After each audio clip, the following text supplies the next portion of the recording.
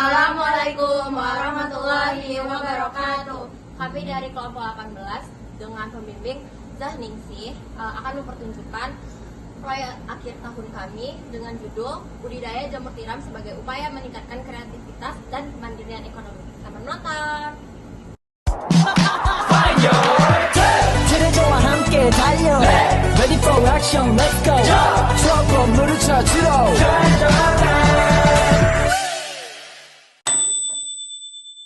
Jamur tiram adalah jamur pangan dari kelompok Basidiomycota.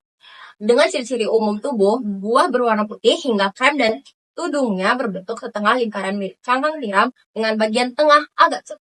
Jamur atau fungi adalah organisme eukariotik yang tidak memiliki klorofil dan bersifat heterotrof. Artinya, mereka mendapatkan nutrisi dari bahan organik lain.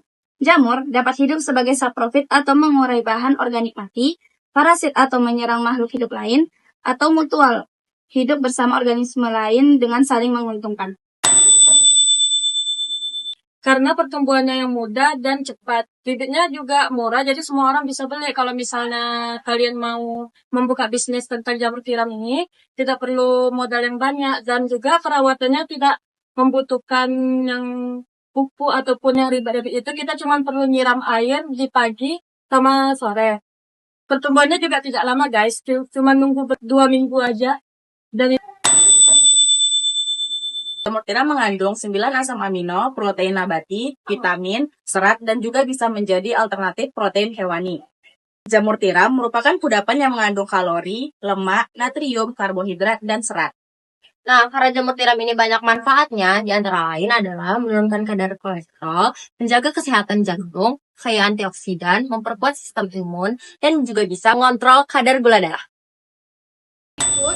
Ana menjelaskan keuntungan yang didapat dari membudidayakan jamur tiram, yaitu tidak membutuhkan modal yang banyak karena yang pertama, jamur tiram tidak membutuhkan lahan yang luas, harga bibit tidak relatif mahal, dimulai dari harga 5.000 hingga seterusnya.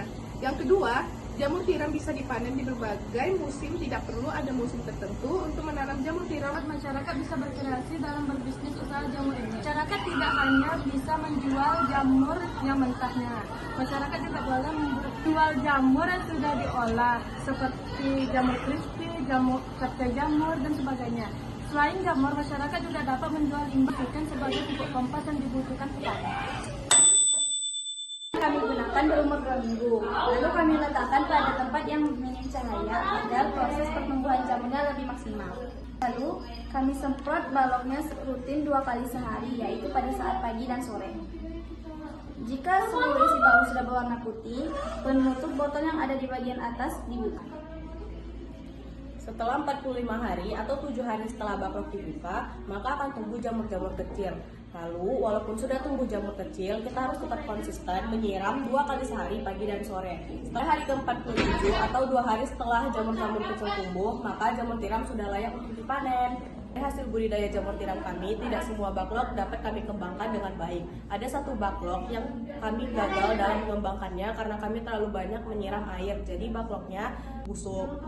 Nah, jamur tiram yang dihasilkan dari baklok tersebut tidak layak dimakan. Kesimpulannya, siram secukupnya, jangan kebanyakan, dan rutin. Sekian video dari kami, semoga bermanfaat. Assalamualaikum warahmatullahi wabarakatuh. 그대는 선물입니다 하늘이 내려준